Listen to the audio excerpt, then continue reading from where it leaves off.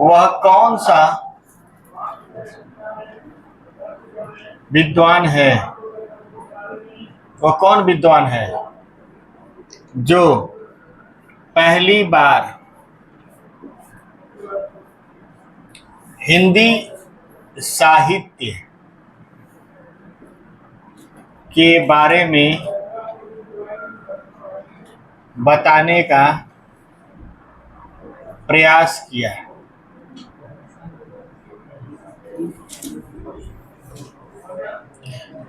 वह कौन सा विद्वान है जिसने हिंदी साहित्य के बारे में पहली बार बताने का प्रयास किया।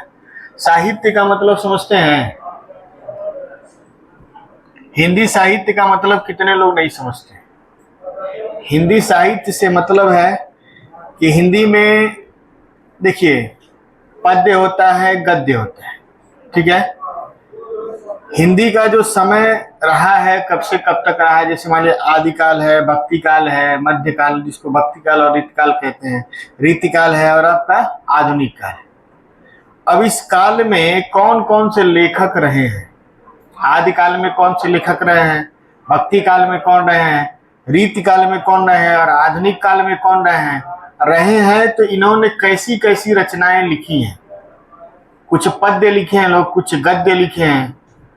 गद्य आने के बाद बहुत सारी विधाएं आ गई, जैसे मान लीजिए रिपोर्टाज हो गया, नाटक हो गया, कहानी हो गया, संस्मरण हो गया, रेखा चित्र हो गया। रिपोर्टाज भी गद्य से संबंधित ही है, ठीक है। चंद्रगुप्त मतलब नहीं, चंद्रगुप्त नहीं थे, नहीं गणपत भी नहीं थे, चंद्रधर है ऐसे, लेकिन वो पहले नहीं थे, कुछ और आगे है, ठीक ना। चलिए घबराइए नहीं, ठीक है। बताने का प्रयास कर रही है, लेकिन उनका नाम था गारसा द तासी, ठीक है। कोई बताए अभी बीच में बताए, गारसा द तासी। देखिए ये भारत के नहीं थे, इनका नाम था गारसा द तासी। ये विद्वान का नाम है, क्या नाम था? गारसा द तासी। कहाँ के विद्वान थे? फ्रेंच विद्वान थे, फ्रांस के थे। कहाँ के थे? फ्रांस के। फ्रांस का व्यक्ति था जो भारत के साहित्य के बारे में बताने का प्रयास किया। साहित्य के बारे में बताने से मतलब ये है कि भारत के हिंदी को कैसे कैसे विभक्त किया गया, कैसे कैसे काल में बांटा गया है। जैसे वर्तमान समय में हम लोग पढ़ते हैं कि भारत के हिंदी को आदिकाल, भक्ति काल, रीतिकाल और आधुनिक काल, इन 4 काल में बांटा गया है कि नहीं बांटा गया? कितने लोग ऐसे हैं जिनको ये सब कुछ नहीं आता है? आदिकाल, रीतिकाल, भक्ति काल नहीं आता है। साहित्य का मतलब ये हुआ कि हिंदी साहित्य से मतलब ये हुआ कि हिंदी भाषा को, ठीक है, विकास प्रदान करने में, ठीक है, किन किन गद्य पद्य, किन किन कवियों का, किन किन लेखकों का योगदान रहा है, सबके बारे में जानकारी हिंदी साहित्य, ठीक। हिंदी को किस किस काल से किस किस काल तक अध्ययन करना है। जैसे आदिकाल में कौन से कवि थे, कौन सी उनकी रचनाएं थी, भक्ति काल में कौन से कवि थे, कौन सी उनकी रचनाएं थी, भक्ति काल की रचनाओं का क्या विशेषता था, समझ रहे हैं, रीतिकाल की रचनाओं का क्या विशेषता था। तो रीतिकाल की रचनाओं में प्रेम का वर्णन होता, श्रृंगार रस की प्रधानता थी, समझ रहे हैं। और भक्ति काल में ईश्वर के प्रति प्रेम का वर्णन था, राम के प्रति प्रेम का वर्णन, कृष्ण के प्रति प्रेम का वर्णन, सूफी कवि। और इसके अलावा ऐसे भी कवि थे भक्ति काल में जो ज्ञान की बात करते थे। अष्टछाप तो थे ही, वो कृष्ण की भक्ति करते थे, सारा हम लिखवाएंगे आपको। लेकिन कुछ ऐसे कवि थे जो ज्ञान की बात करते थे, जैसे कबीरदास। कबीरदास किसी की उपासना नहीं करते थे, वो केवल ज्ञान की बात करते थे। आडंबर ये सब जितना भी है सबको दूर करने के लिए बातें बताई जाए। कबीरदास के बारे में जान ही रहे हैं आपको, ठीक। और इनकी पुस्तक का नाम था बात नहीं, चलिए काम का चीज पढ़ते हैं। गारसा द तासी जो फ्रांस के विद्वान थे, फ्रेंच विद्वान थे, अपने पुस्तक, ठीक है, इस्तेबार द लिटरेच्यूर एंदुई हिंदुस्तानी, ये उनके किताब का नाम था।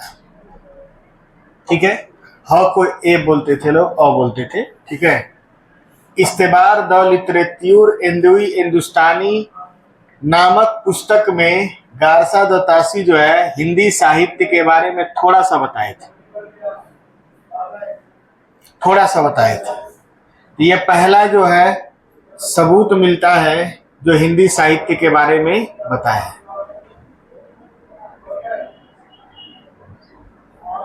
देखिए, और इसकी भाषा क्या थी? पुस्तक की भाषा क्या थी? फ्रेंच थी, फ्रेंच भाषा। गारसा द तासी जो फ्रांस के विद्वान थे, अपनी पुस्तक इस्तेबार द लिटरेच्यूर हिंदुस्तानी में हिंदी साहित्य के बारे में पहली बार बताया। अब इस पुस्तक का हिंदी अनुवाद किसने किया था?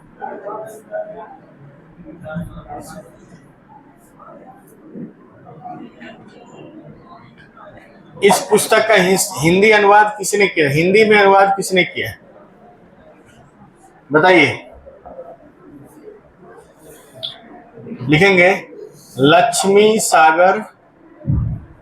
सागर वार्ष्णेय।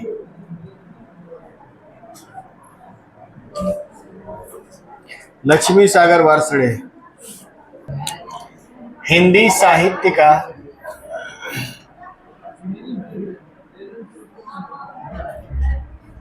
दूसरा इतिहास क्या है? पहला तो इस्तेबार वाला है, दूसरा क्या है? दूसरा क्या है बताइए?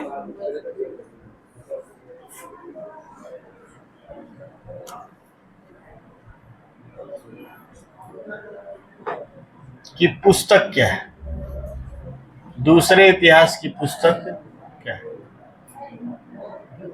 तो पुस्तक का नाम है शिव सिंह सरोज। पुस्तक का नाम है शिव सिंह सरोज, और लेखक जो है वह है शिव सिंह सेंगर। लिखेंगे, देखिए शिव सिंह सेंगर है। ठीक है, लिखेंगे इस पुस्तक में लगभग 1000 कवियों के जीवन और रचनाओं का विवरण दिया गया है। 1000 कवियों के जीवन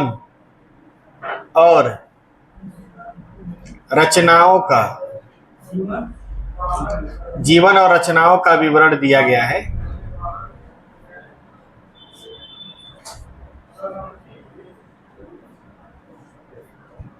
एक 1000 कवियों के जीवन और रचनाओं का विवरण दिया गया है।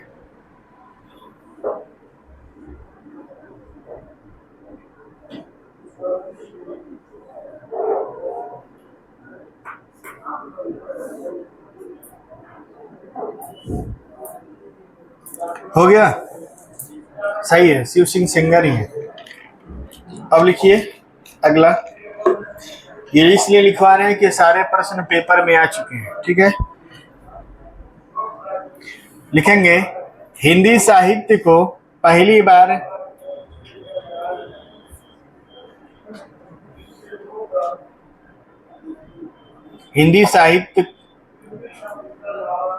बार हिंदी भाषा में किसने बताया?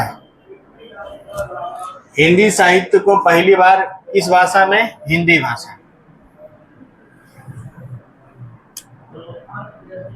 हिंदी साहित्य को पहली बार हिंदी भाषा में किसने बताया। तो लिखेंगे महेश दत्त शुक्ल। महेश दत्त शुक्ल। और पुस्तक का नाम क्या था? भाषा काव्य संग्रह। भाषा काव्य संग्रह। नहीं, भाषा काव्य संग्रह महेश दत्त द्वारा लिखा गया पुस्तक, ठीक ना। चलिए, बात नहीं राहुल बाबू, क्या बात हो रहा है? चलिए ध्यान दीजिए यहाँ पे, लिखिए नोट। भारत में एक प्रसिद्ध अंग्रेज विद्वान हुए। भारत में एक प्रसिद्ध अंग्रेज विद्वान हुए।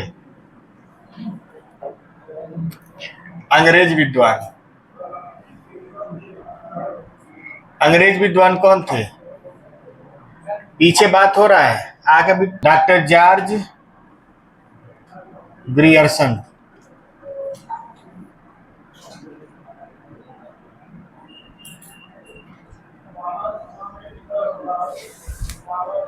भारत में एक प्रसिद्ध अंग्रेज विद्वान है जिनका नाम क्या था? Doctor George Grierson. हाँ, हिंदी के थे अंग्रेज, लेकिन हिंदी के बारे में भी बताए हैं। लिखते थे अंग्रेजी में, लिखना इनका भाषा ही लिखने का क्या था? अंग्रेजी था।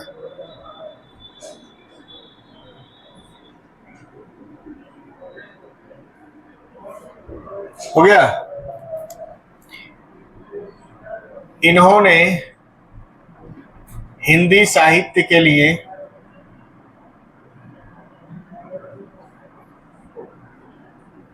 एक पुस्तक लिखी, ठीक है, और पुस्तक का नाम था the modern vernacular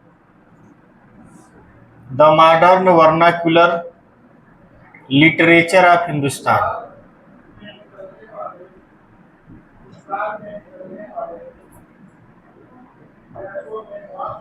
the modern vernacular literature of Hindustan.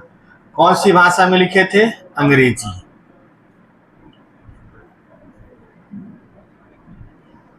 भाषा कौन सी थी इनकी? अंग्रेजी भाषा। तो डॉक्टर जॉर्ज ग्रियर्सन जो थे, हिंदी साहित्य के लिए जो पुस्तक लिखे थे उसका नाम था the modern vernacular literature of Hindustan, ठीक है।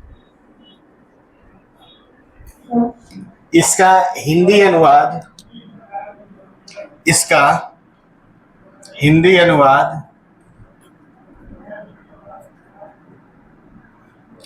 किशोरी लाल गुप्त ने किया था। किशोरी लाल गुप्त ने किया था।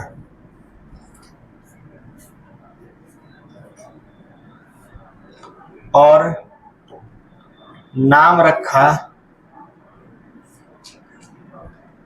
आधुनिक भारत के हिंदी साहित्य का इतिहास।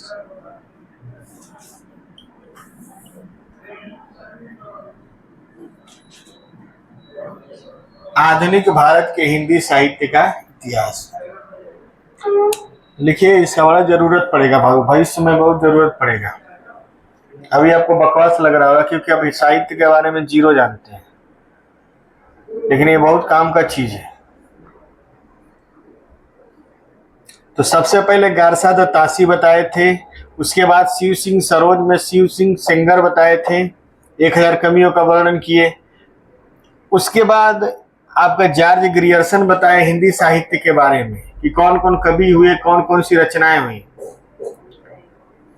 तो जॉर्ज ग्रियर्सन जो थे हिंदी साहित्य को 11 कालखंडों में बांटे थे, 11 समय में बांटे थे। लिखेंगे, जॉर्ज ग्रियर्सन ने हिंदी साहित्य को 11 कालखंडों में बांटा था। जॉर्ज ग्रियर्सन ने हिंदी साहित्य को 11 कालखंडों में बांटा था। जॉर्ज ग्रियर्सन ने हिंदी साहित्य को 11 कालखंडों में बांटा था। नोट करके लिखेंगे। जॉर्ज ग्रियर्सन की इस पुस्तक को सच्चे अर्थ में जॉर्ज ग्रियर्सन के इस पुस्तक को सच्चे अर्थ में हिंदी साहित्य का प्रथम इतिहास माना जाता है। जॉर्ज ग्रियर्सन के इस पुस्तक को सच्चे अर्थ में हिंदी साहित्य का प्रथम इतिहास माना जाता है। हिंदी साहित्य का प्रथम इतिहास माना जाता है। कोई भी चीज आप पढ़ेंगे तो उसका इतिहास जानना जरूरी है कि नहीं है? तो वही इतिहास आपको बहुत शॉर्टकट में बता रहा है, बहुत ज्यादा शॉर्टकट में बताए हैं। अब चलिए नोट नंबर 2 लिखिए। आचार्य रामचंद्र शुक्ल ने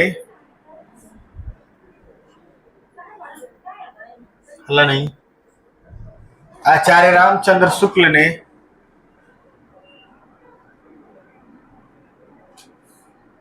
विस्तृत रूप से हिंदी साहित्य का इतिहास नामक पुस्तक लिखा। आचार्य रामचंद्र शुक्ल ने विस्तृत रूप से हिंदी साहित्य का इतिहास नामक पुस्तक लिखा। आचार्य रामचंद्र शुक्ल ने विस्तृत रूप से हिंदी साहित्य का इतिहास नामक पुस्तक लिखा।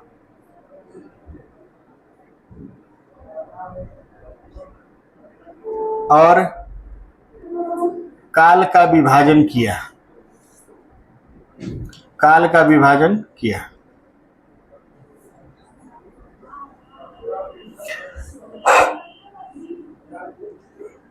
ठीक है, अब लिखेंगे हेडिंग, हिंदी साहित्य में काल विभाजन।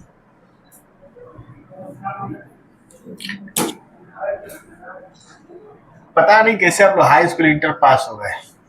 हमारे क्लास में जो गधे लड़के थे वो भी बहुत बढ़िया जानते थे। ठीक।